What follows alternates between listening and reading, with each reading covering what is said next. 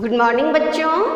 बच्चे सब ठीक हैं अच्छे से, बढ़िया घर पे, और माता रानी की पूजा भी कर रहे हैं सब अच्छे से, प्रार्थना भी कर रहे हैं कि जल्दी से कोरोना चला जाए, ठीक है, ताकि हम सब स्कूल में आएँ, ठीक है ना बच्चों। कर रहे हो ना पूजा? बच्चों देखो, मैंने आपको सरिता की 12 चैप्टर यानी 12 पाठ पढ़ा दिए हैं। अब मैं पाठ पढ़ाने जा रही हूँ 13वां, डरपोक खरगोश। कैसा खरगोश है बच्चों? डरपोक। कैसा खरगोश है बच्चों? डरपोक। बच्चों एक खरगोश होता है, बहुत डरपोक होता है, इतना डरता है और जो है हमेशा बुरे बुरे सपने देखता है और सोचता है ऐसा हो जाएगा ऐसा। तो ये खरगोश की कहानी है। एक वन में एक खरगोश रहता था बच्चों, एक वन में एक खरगोश रहता था, बहुत डरता था, बहुत डरपोक था। वो हल्की सी आवाज़ भी सुनता था ना तो डर जाता था कि पता नहीं क्या हो गया।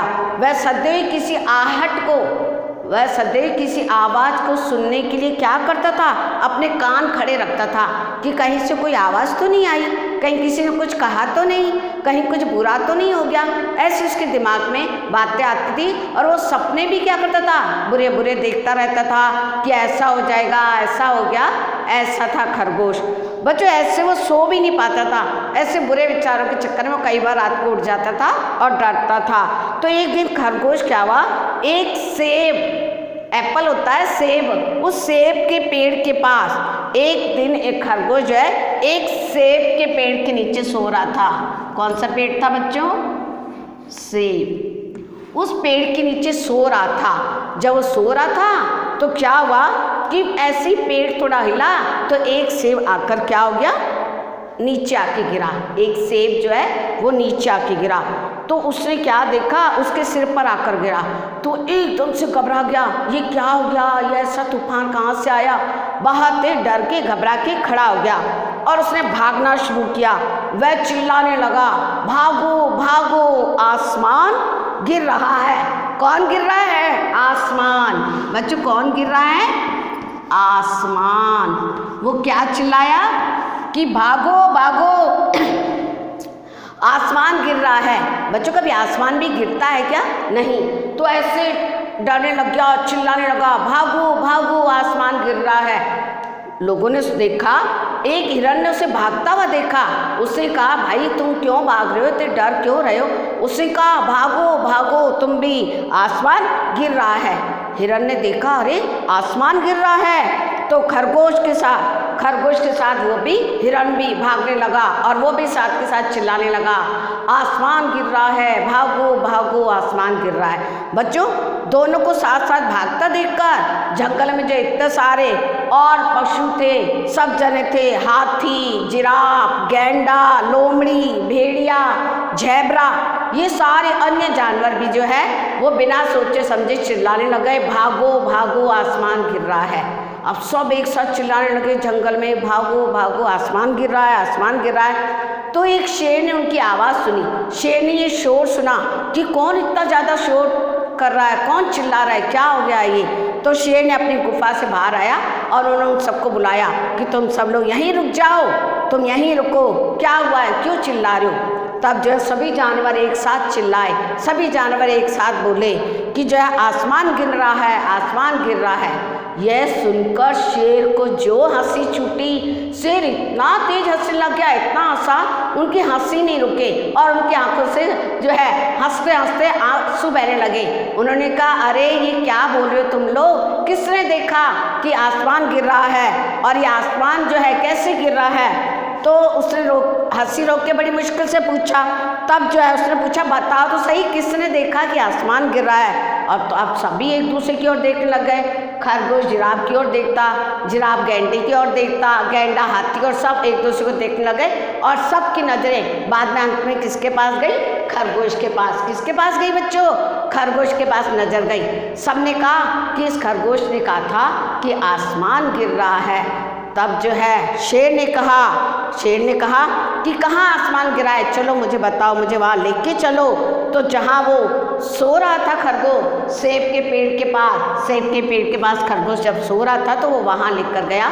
तो शेर ने देखा वहाँ कि वहाँ तो कुछ नहीं गिरा हुआ है, किसी चीज़ का टुकड़ा नहीं गिरा हुआ है। तो उसने कहा कि यहाँ एक, उसने कहा कहाँ है आसमान? बोले यहाँ एक आसमान का जो टुकड़ा है ना बहुत बड़ा, वो मेरे सिर पे गिरा था, वो यहाँ ही गिरा है। तो शेर ने देखा तो वहाँ एक सेब पड़ा था और वो बोला यहाँ तो कुछ और नहीं है, ये सेब है। और जो है सेब जो है, तुमने सेब को गिरा देखा है?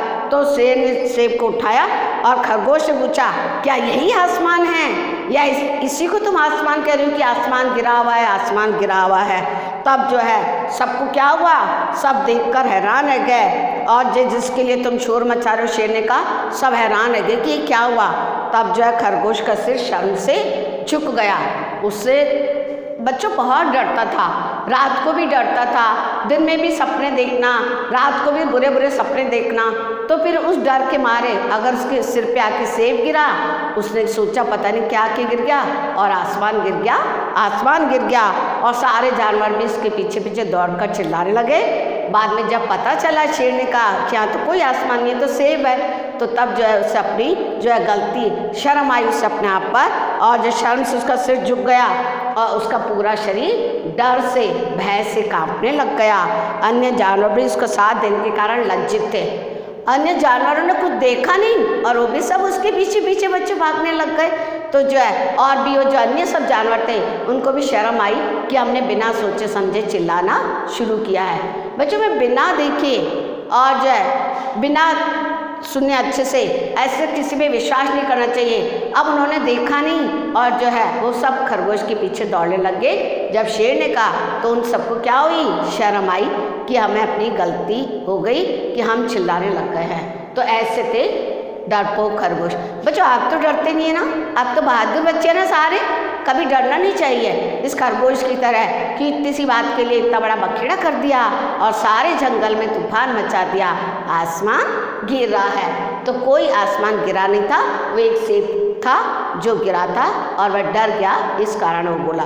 तो बच्चों समझ में आ गया आपके बात? तो अब जो है आप जो है मैंने आपको एक बार समझा दिया है, एक बार आप दोबारा चैप्टर पढ़ना, रोज़ किताब पढ़नी चाहिए, इससे किताब पढ़नी आती है, हमें प्रश्न के उत्तर आते हैं, प्रश्न बनाने आते हैं और बाद में हमें याद हो जाते हैं और हम एग्ज़ाम में लिखते हैं। तो बच्चों आपके एग्ज़ाम होने जा रहे हैं, आप अच्छा पढ़ाई करो, अच्छे से आपको मैंने कम से कम मैंने आपको कितने 11-12 चैप्टर और उसके बाद आप तो 10 चैप्टर पक्के लर्न कर लो अभी, उसके बाद 11-12 तो जो पहले का कोर्स हो चुका है उसका अच्छा लर्न करो, फिर आपको परीक्षा में अच्छा लिखना पड़ेगा। ठीक है बच्चों, ओके, थैंक यू, खुश रहो और जो है बड़ों का कहना मानो। थैंक यू बेटा।